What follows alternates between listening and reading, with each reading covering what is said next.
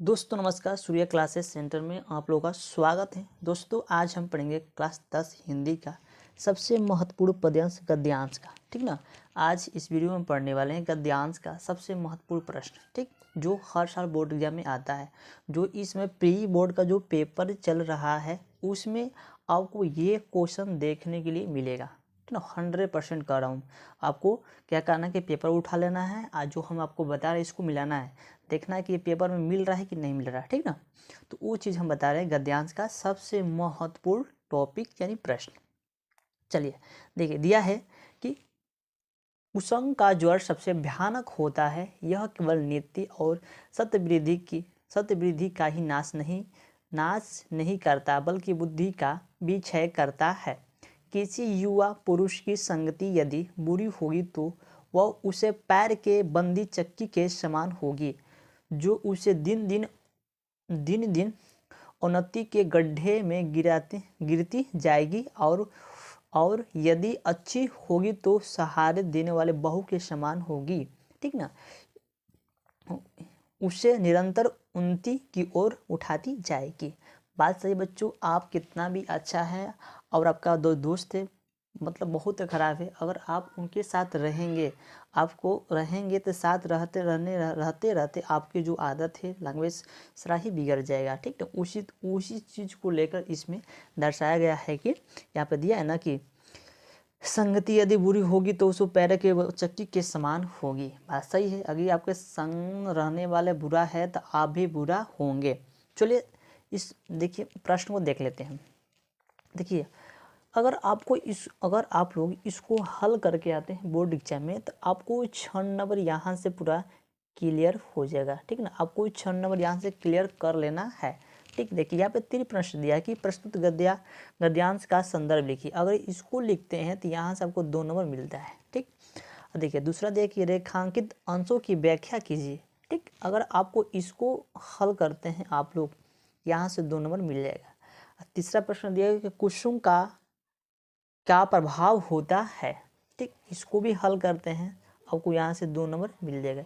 यानी कि तीनों मिलाकर क्या होगा बच्चों, आपको तीनों मिलाकर यहाँ से 6 नंबर पूरा क्लियर हो जाएगा। ठीक ना, तो इस प्रश्न को छोड़ना नहीं है, हम बोल रहा हूँ बच्चों, इसको छोड़ना नहीं है, इसको रट लेना है, याद कर लेना है, लिखने का तरीका जानना है, आ जाना है बोर्ड एग्जाम में, इसको लिख के आना है। यहाँ से 6 नंबर आपको गंवाना नहीं है। तो चलिए देखते हैं संदर्भ किस तरह से लिखा जाता है। ठीक, देखिए क्या होता है, देखिए संदर्भ में क्या होता है बच्चों, होता है इस किस चैप्टर से लिया गया है, इस चैप्टर का नाम क्या है, इसका लेखक यानी राइटर कौन है, हमको इस संदर्भ में यही चीज़ लिखना होता है। जो हम इसको लिए हैं तो हमको पहले इसको ये पता करना है कि किस चैप्टर से लिया गया है। ठीक, ये हो गया। दूसरी बात, हमको ये पता करना है कि इनका राइटर कौन है। ठीक ना, इनका राइटर कौन है और किस चैप्टर से लिया गया है, हमको संदर्भ में यही लिखना होता है। तो चलिए बच्चों हम देख लेते हैं।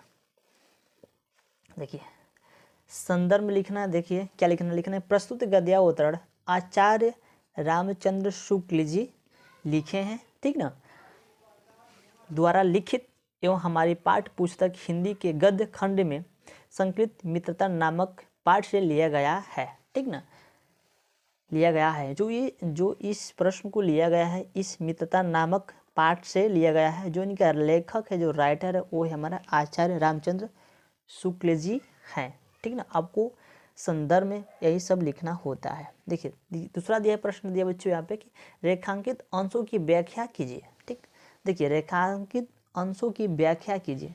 देखिए ये इसमें बहुत से कन्फ्यूज होते हैं, क्या सब पूरे प्रश्न को हमको व्याख्या करना है। नहीं बच्चों, पूरे प्रश्न को हमको व्याख्या नहीं करना है, आपको यहाँ से और यहाँ तक जो इस कलर लग रहा है हमको इतना ही करना है, इतना का ही हमको व्याख्या करना है। यानी व्याख्या का मतलब इतना, इनका अर्थ हमको लिखना है, पूरा के नहीं लिखना है। जहाँ से स्टार्ट है जहाँ से ख़त्म है हमको इतना का ही अर्थ हमको लिखना है। यही होता है रेखांकित अंशों की व्याख्या। ठीक ना, इसका अर्थ लिखना होता है। तो कैसे लिखेंगे, देखिए आप डालेंगे हेडिंग रेखांकित अंश की व्याख्या, इसमें लिखेंगे शुक्ल जी कहते हैं कि बुरी संगति घातक बुखार के समान हानिकारक होता है, यानी हानिकारक होती है। ठीक, जिस प्रकार कोई व्यक्ति यदि भयानक ज्वर से ग्रसित हो तो वह ज्वर उसके शरीर और स्वास्थ्य को नष्ट कर देता है तथा कभी कभी प्राण भी ले लेता है, ठीक ना। उसी प्रकार बुरी संगति हमारी नैतिकता, सदाचार, मन तथा बुद्धि को नष्ट कर देता है। हमको बच्चों व्याख्या में यही सब लिखना है, ठीक ना। इसका इतना ही अर्थ हो रहा होगा, हमको व्याख्या में यही सब लिखना होता है, ठीक। समझ गए संदर्भ कैसे लिखे जाते हैं, व्याख्या किस तरह से लिखी जाती है, ठीक ना। और तीसरा प्रश्न को देख लेते हैं कि कुसुम का क्या प्रभाव होता है। देखिए कुसुम का क्या प्रभाव होता है, हमको इसी में से छाटकर इस प्रश्न को हमको लिखना है, ठीक ना।